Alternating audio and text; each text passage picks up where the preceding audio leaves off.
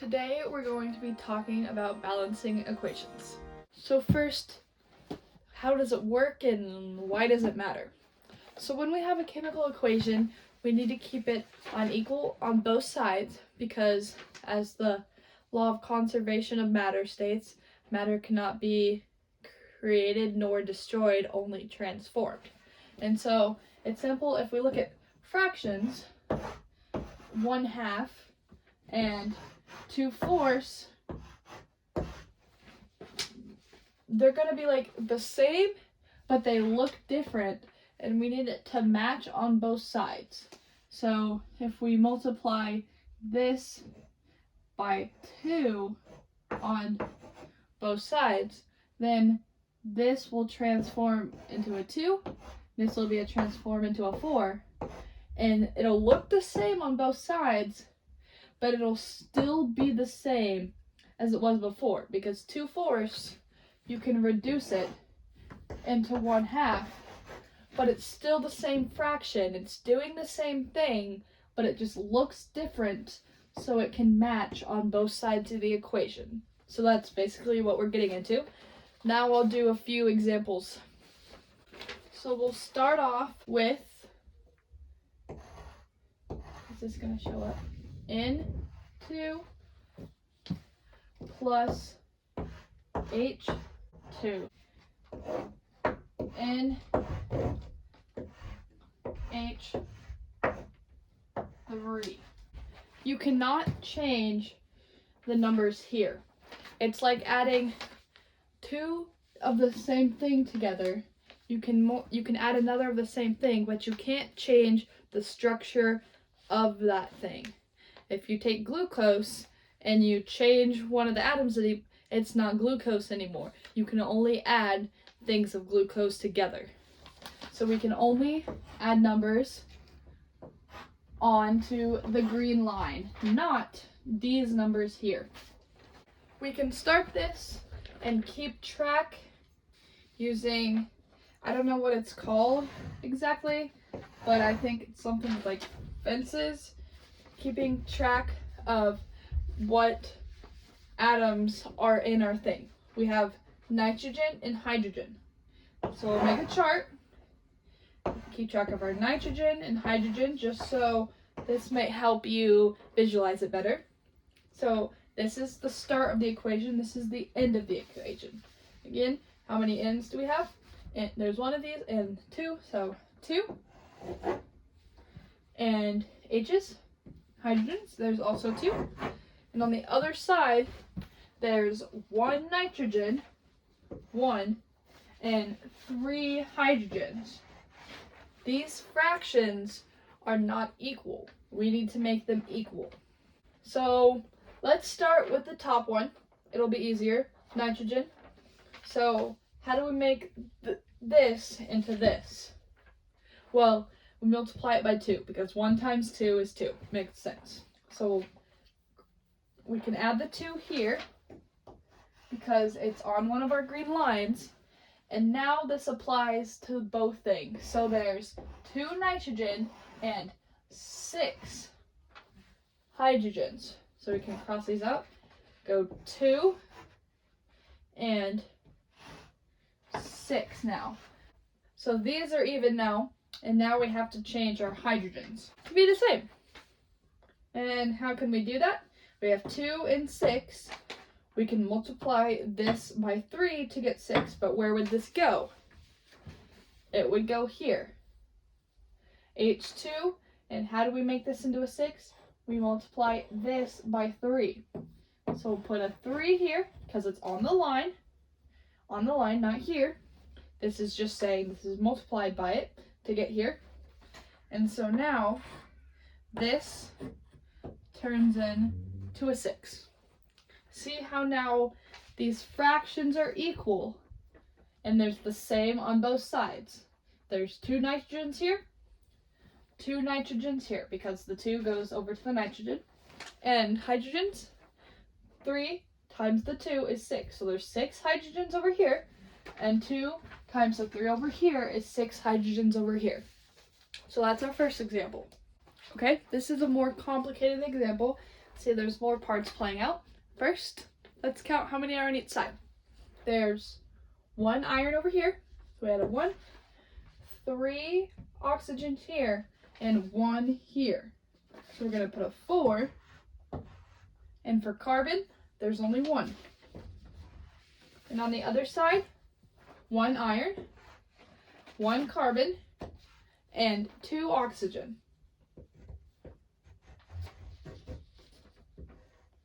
Okay, so first we see that these are already even, but our oxygen is not. So how do we get this to be this? We multiply it by 2, easy.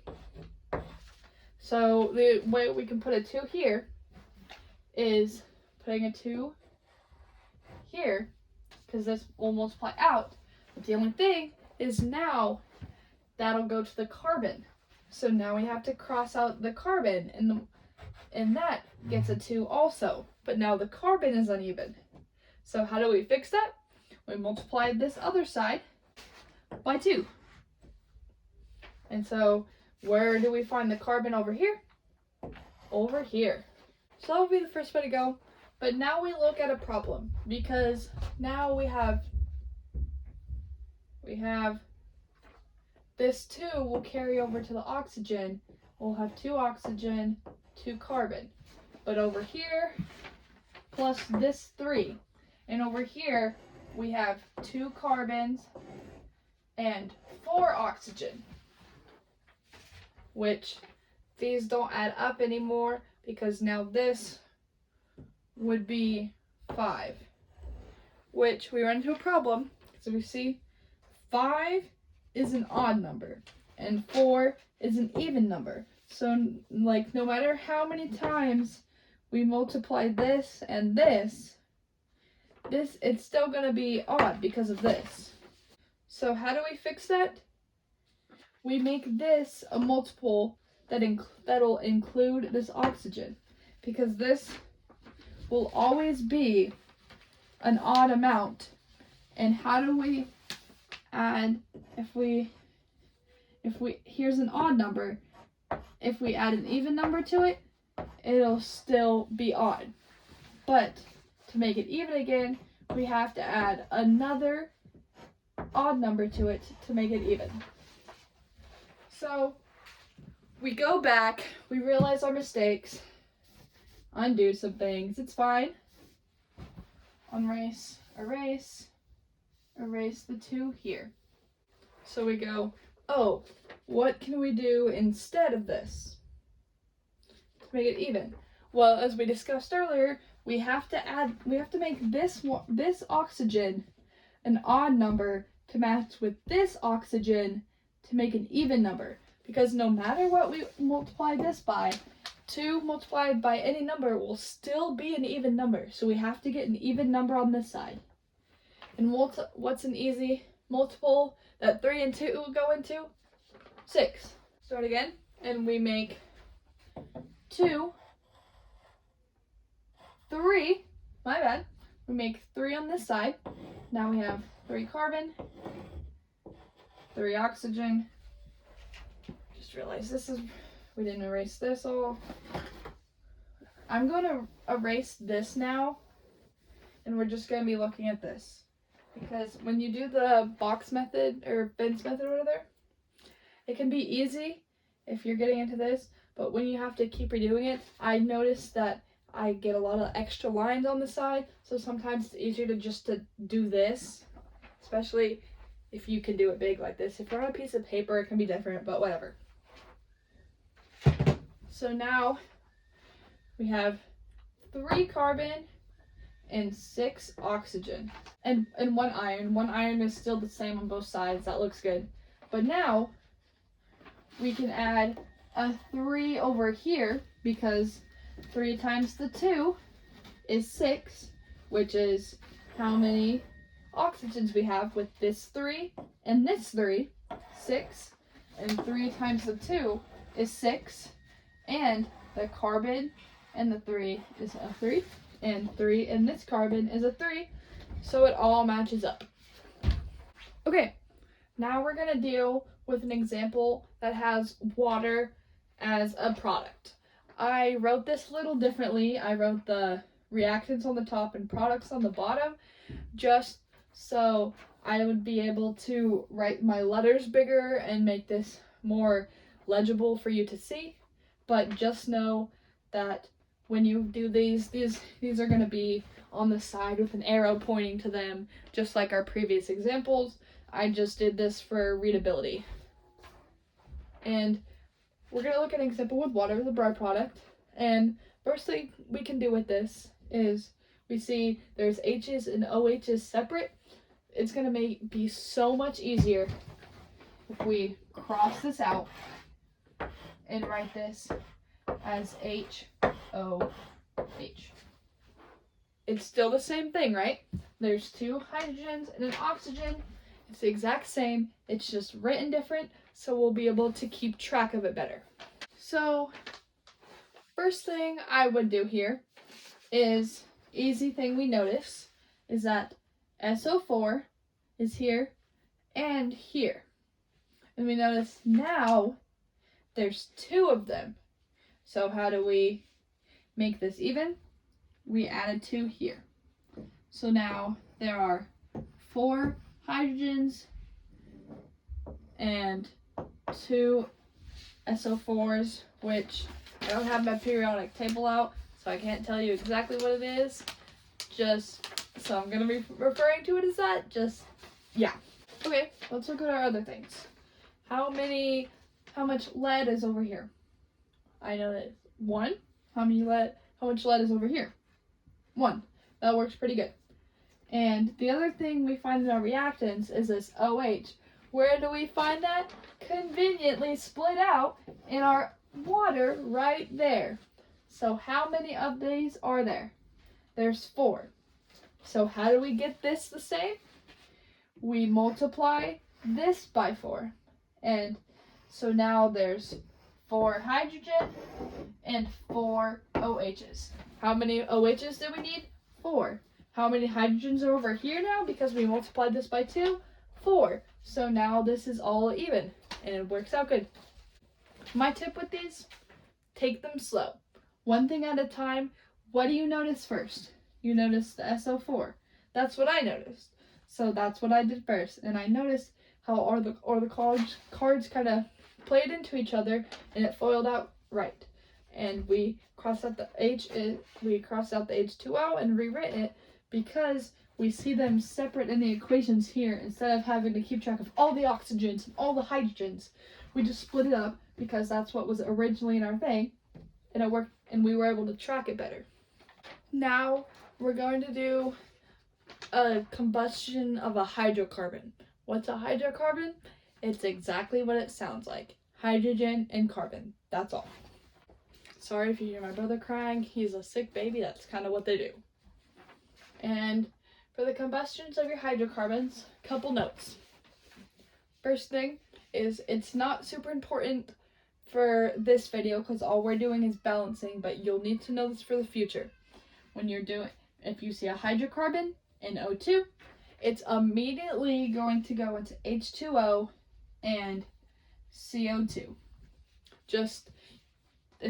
We don't need to worry about that now, but it will be important later. So just keep that in your back of the brain. Try and remember it. And another very, very important rule for your combustions of your hydrocarbons, always do oxygen last. They'll get messy, just do them last. If you see hydrocarbon and O2, do your oxygen last. Trust me. For this one, I think I'm going to do a fence again, just so we can visualize it a little better.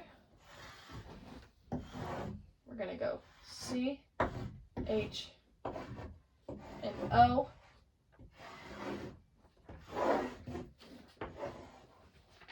If you have biology, way to remember that might be your cho-cho-chon chomps, which in cho, oxygen comes last. Do it last. Well, okay. How many carbons are there in our reactants? There's 2. So I'll put a 2 here. How many are in here? Only 1. How many hydrogens? 6. How many hydrogens? 2. How many oxygens? 2 and 3. 2 and 3.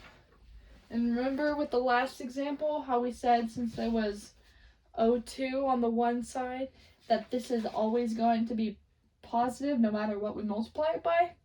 It'll be the same later for this one with no matter what we multiply this by, it'll be positive for so somehow by the end these are going to have to be even together. When we add them together, they're going to have to be even. Which, let's not worry about that now, but when we get to it, keep that in mind. First, carbon. Easy place. We see over here, multiply it by 2, no problem. And how do we do that? We multiply it by 2 over here. So now there's 2 carbons, 4 oxygens, 4 plus the 1.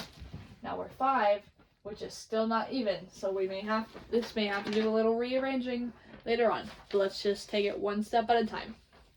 Now we change our hydrogens. How do we do that? We multiply it by 3. No problem. 3. This will be a 6. This will be a 3. I wrote 3 over here. I meant we multiply it by 3 and get 6. That's my bad. And for here, we have 4. We have 4 plus our 3. So now this is a 7, which still does not solve our problems. So when we get in this situation, what do? And just with another one, we find a common multiplier. What can these all multiply into to get to be the same? Well, what I notice is 12.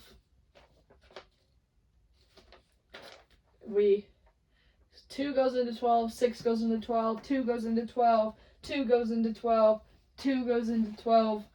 It all goes into 12. It'll be multiply easy. So we're just going to start again. No problem. It's just trial and error with these things. This is just my process. Maybe you'll see this sooner, but if I walk you through the process, then we can learn what works for most things, and if it doesn't work, how do we find something that does work instead? How do we get this to be 12? Well, on the H's, multiply this by 6 and this by 2. So now our H's are 12 on this side and 12 on this side. And now our carbons, because do this times this, give you 4. So now our carbons over here are 4. And then how do we get our carbons over here 4? We put a 4 here, multiplies out, and we get a 4. And so now those are even. Oh wait, forgot something, sorry. Forgot to do the oxygens. These carry out. We have 8 here, and 6 here. Boom, that solves our earlier problem. Now these are both even, so when we add this up, 6 times 12 is 14. So now we have 14 over here. And how do we get this to be even? We add a 7. This is, again, like I said earlier, this is one of those where you really just gotta trial and error before you see these things. You'll get through it. It'll be okay. Do the things we started with earlier. Always start with your C's and the H's. Try to get them even. If you get that, and then there's an even amount over here, but an odd amount over here, no matter which, it'll continue to be odd and even, right? And so to make that even, find the least common multiple, I guess. Find a multiple that they'll all go into evenly, do those, and it should work out. It'll be fine. You can do it.